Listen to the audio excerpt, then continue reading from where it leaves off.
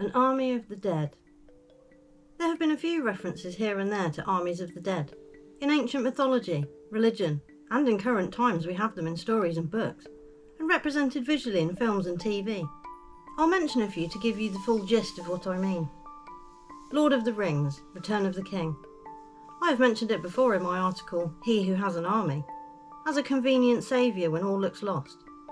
But it was the fact they were all damned. The worst of what humanity had to offer, they say, and were cursed for being liars, thieves and murderers. And it was only through that curse of time and death that they got to fulfil their true purpose, to fight evil and save the day. Army of Anubis, the Mummy. Another dead army that rises when the time is right, and to that which they show allegiance calls them forth.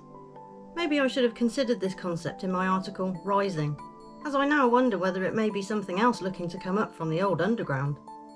Euphrates legend. This one is a rather big one, and is the ultimate in legends, especially as it is said that when the Euphrates dries up, and 4 angels will be discovered and released. Not just any angels though, the 4 horsemen of the apocalypse no less, bringing with them war, famine, pestilence and glory.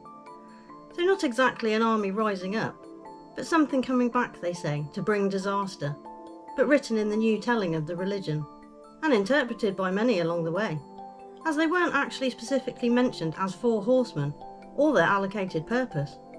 So, make of that what you will.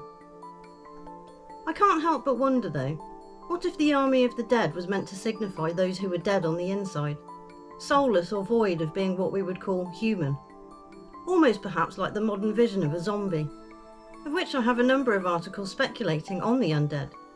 Not quite in control is one of them, looking at the idea that people's minds have been captured and they are no longer themselves. Although, that could be said of all of us, since we have all had a conditioned upbringing and have been subject to their systems and procedures for so long. Are any of us ourselves anymore? My article Gen Z looked at the conditioning and how its effect is now being seen on a scale maybe some hadn't quite realised, although had thought were there based on what we were seeing in society. And rather than an army of the dead which would just magically appear and sweep the land of all evils and wrongs, it's turned out to be something quite different, where probably the idea the Walking Dead had, of constant fear, isolation, infection and survival, where it was your own you had to be afraid of, like in The Road and Book of Eli, where they show you that when it all goes to shit, people turn on their own and end up living a half-life, where it would be better to be dead than try to live through the horrific and grim times to come. But then the part of me remembers that all of those things mentioned, imagined and portrayed are all films, stories and ideas propagated by the media machine that conditions us all.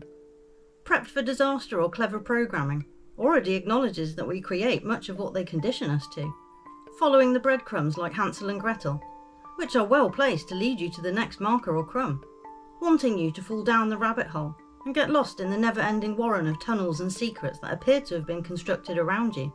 And like in Watership Down, these days it's starting to feel as though many are stuck in the tunnels, getting crushed and looking for the light and a way to the surface, before they start to fill them in.